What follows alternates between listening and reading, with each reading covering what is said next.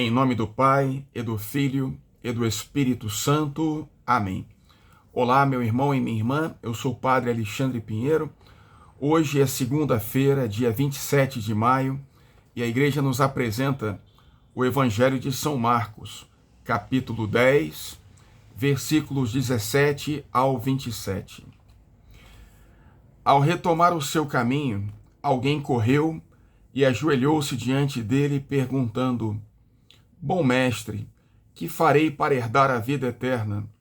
Jesus respondeu: Por que me chamas bom? Ninguém é bom senão só Deus. Tu conheces os mandamentos: não mates, não cometas adultério, não roubes, não levantes falso testemunho, não defraudes ninguém, honra teu pai e tua mãe.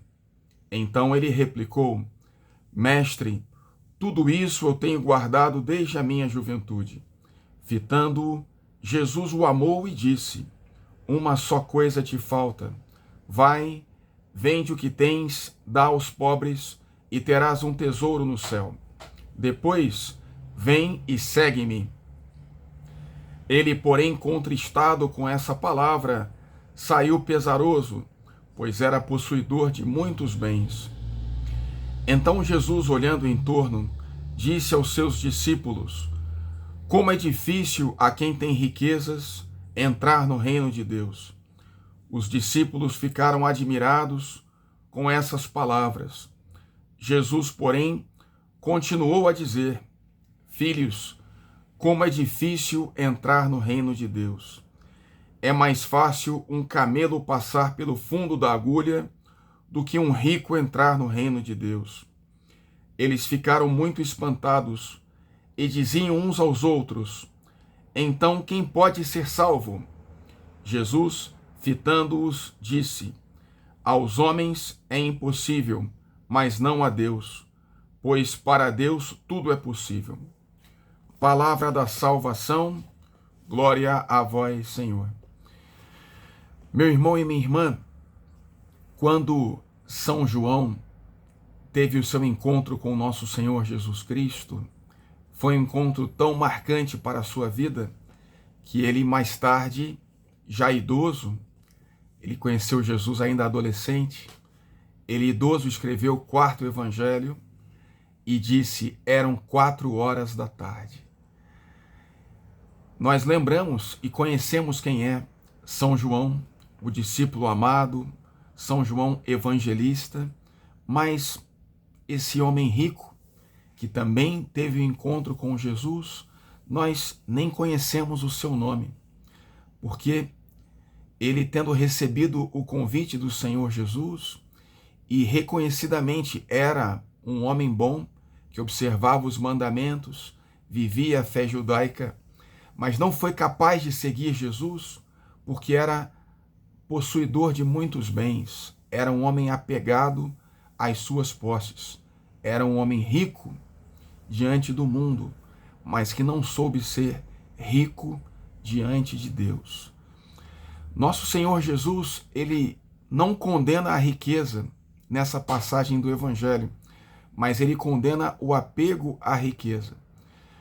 Nosso Senhor Jesus nos convida a sermos pobres em espírito, ainda que ele nos dê a prosperidade. Jesus não exige de nós que nós vendemos as nossas posses para segui-lo, embora pareça que seja esse o caso nesta passagem do Evangelho, onde as pessoas estavam seguindo Jesus no início da Santa Igreja.